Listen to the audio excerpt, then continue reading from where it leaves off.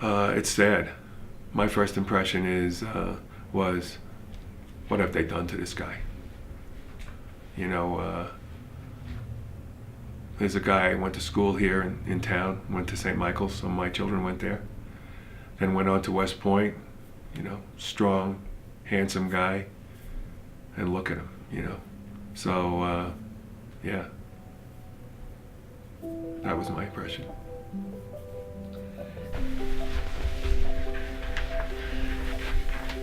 Good? That's good. Thank you. How do you feel after a day of skiing?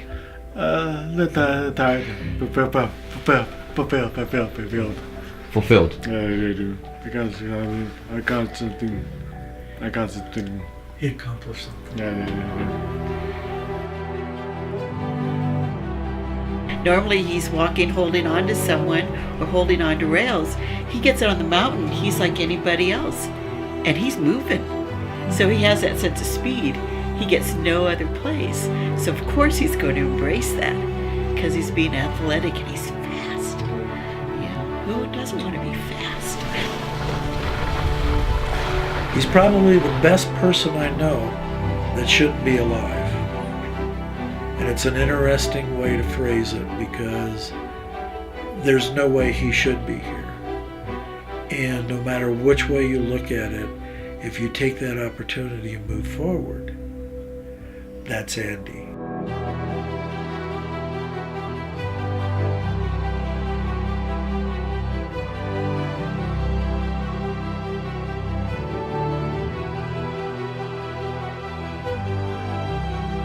He's a determined guy. So that is a giant thing. You know, he's ready to face the challenge. Wanna go up again? All right, so we're gonna go straight down, Andrew. Now, what is that gentleman on Channel 5 that... Bob Ross. Andy does a painting in an hour. It is amazing. He's multimedia.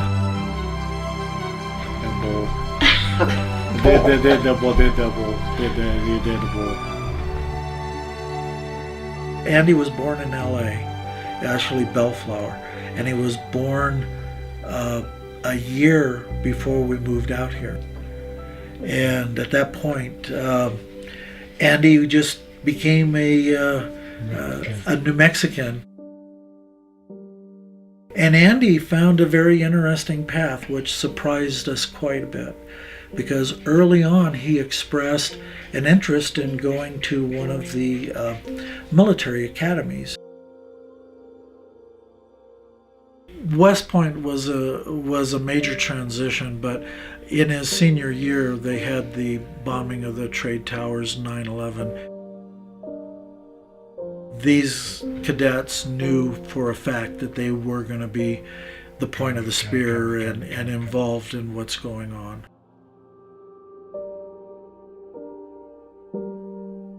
Andy had always said the reason he was going into combat was so that his brother didn't have to.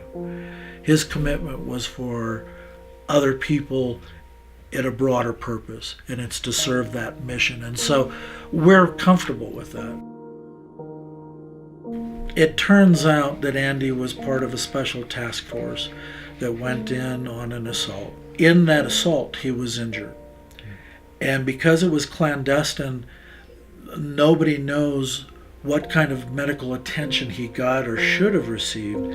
But the bottom line was that 6 months later, he was not feeling well and was taken to the hospital called the Krankenhaus. And in that particular instance, he was in emergency surgery and a series of surgeries over the next 7 days, and he had up to 5 surgeries a day, and they found that he had an infection that was from a sand flea. He coded on the table for 18 minutes, and then after they stabilized him, he spiked a fever at 108. And somewhere between those events, they figure was his brain injury.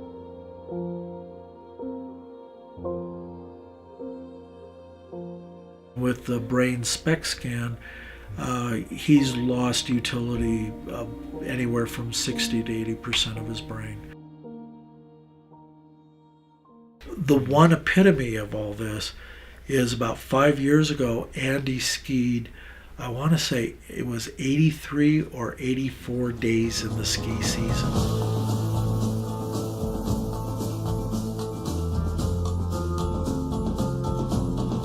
I started working with Andrew in 2010. It was his 30th birthday, and his dad brought him up there for the first time. I would say that Andrew's experience is pretty unique, that he has come as far as he has, transitioning from the bi-ski to the slider to now skiing independently as a four-tracker. Yeah, that's pretty unique, Yep.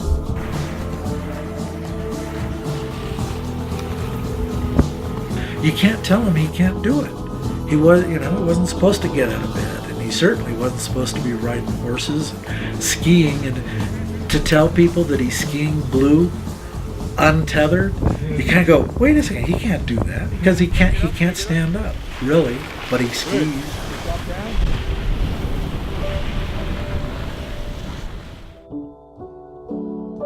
I have to say the adaptive sports program has probably been the biggest factor in Andy's recovery from beginning to end in a way that we hadn't considered. The Veterans Program deals with vets with all kinds of disabilities. So some traumatic brain injury, others missing limbs, others just alone. This is an opportunity for them to get out, be with friends, maybe ride a ski bike. Some of the guys there really ride it.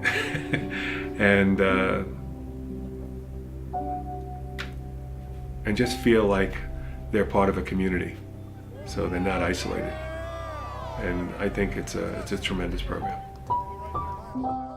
The most important thing about the adaptive program for me is the fact that there are people out there that contribute and make it happen. There's no way we can say thank you enough, but it's thank you.